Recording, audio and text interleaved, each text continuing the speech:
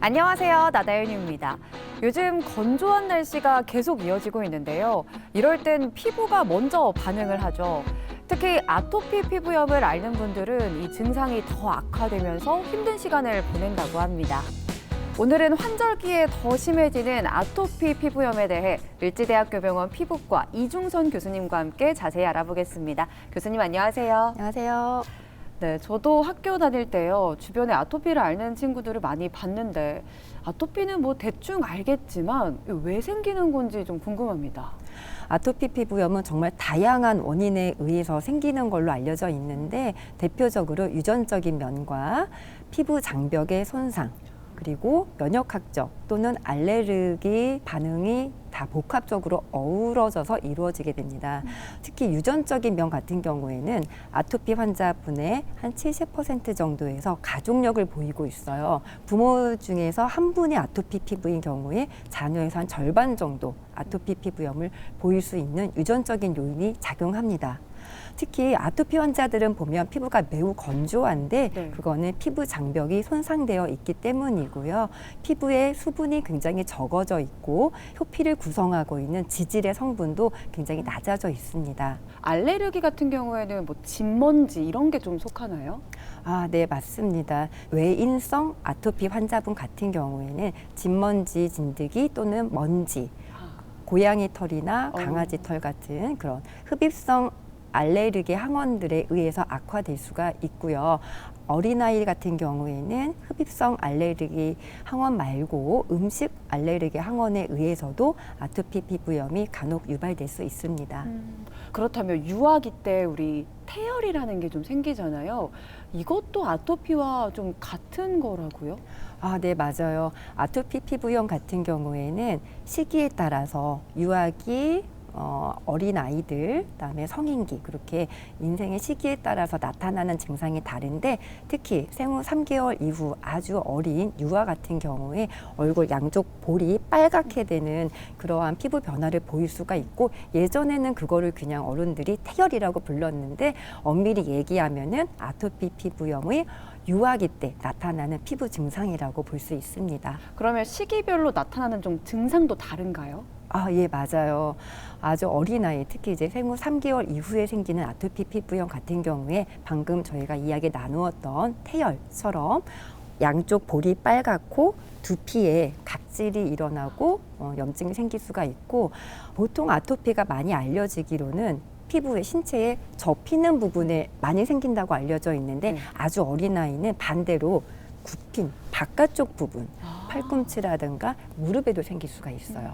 그런데 이 아이들이 어린이 시절이 되게 되면은 가장 흔하게 알려져 있는 얼굴이라든가 목, 귀 부분, 특히 팔다리 쪽은 안쪽으로 접히는 부분들의 아토피 습진이 주로 많이 일어나게 됩니다. 이 부위는 성인이 되어서도 동일한데 성인 같은 경우에는 이미 만성적으로 수년 동안 지속이 되었기 때문에 그 피부염이 매우 만성화가 되고 두꺼워져 있는 건조한 그런 피부 변화를 보일 수가 있어요. 그러면 아토피 피부염은 가려움증이 동반되기도 하던데요. 구체적으로 어떤 증상들이 좀 나타나나요? 가려운 증상은 거의 아토피 피부염의 대부분을 차지하게 되겠고요. 피부 발진은 아까 말씀드린 것처럼 이렇게 붉은 반점들이 특징적인 부분들에 나타나게 되는데요.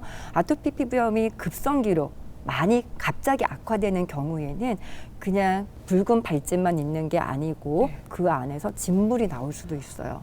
이런 경우에 합병증으로 세균 감염이 되면은 농가진으로 발전할 수도 있고요. 바이러스 감염증에도 취약해가지고 단순포진 바이러스가 감염이 되게 되면은 뭐 얼굴에 국소적으로 그 단순포진 바이러스 감염이 일어나는 것이 전신적으로도 이제 퍼질 수 있는 합병증까지도 동반될 수 있습니다. 그러면 아토피로 진단이 되면 어떤 치료가 이루어지나요?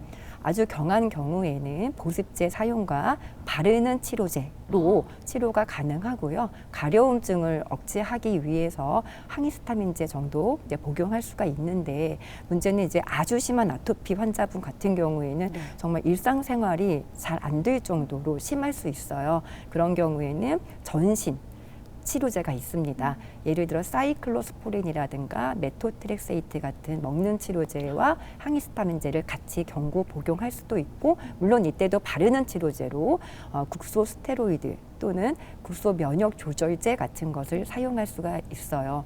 특히 최근에는 아토피 피부염 환자도 중증인 경우에는 산정 특례라고 해서 특례 적용을 네. 받을 수가 있고, 두필루마비라고 하는 성분을 가지고 있는 생물학적 제제를 주사로 맞을 수가 있고, 잭 억제제라고 하는 먹는 약으로 또 신약들이 최근에는 많이 개발되고 있어서 중증 아토피 피부염 환자들도 다양한 방법으로 치료할 수 있습니다. 추가적으로 자외선 요법도 같이 할 수 있습니다. 자외선 요법이 뭐예요? 피부에 직접 자외선을 조사하여서 염증 상태를 줄여주는 치료가 있습니다.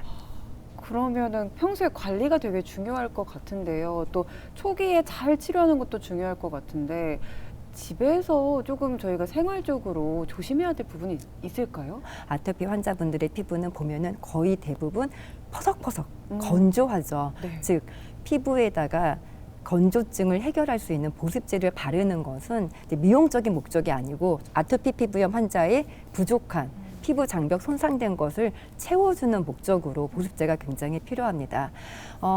좋은 방법은 샤워를 너무 오래 하지 않고요. 샤워를 간단하게 끝내고 3분, 2, 3분 이내에 전신에 보습제를 발라줘서 촉촉한 피부 상태를 유지하게 하는 것이 되게 중요하고요. 피부 자극에 굉장히 민감한 피부입니다. 아토피 피부염 환자들이.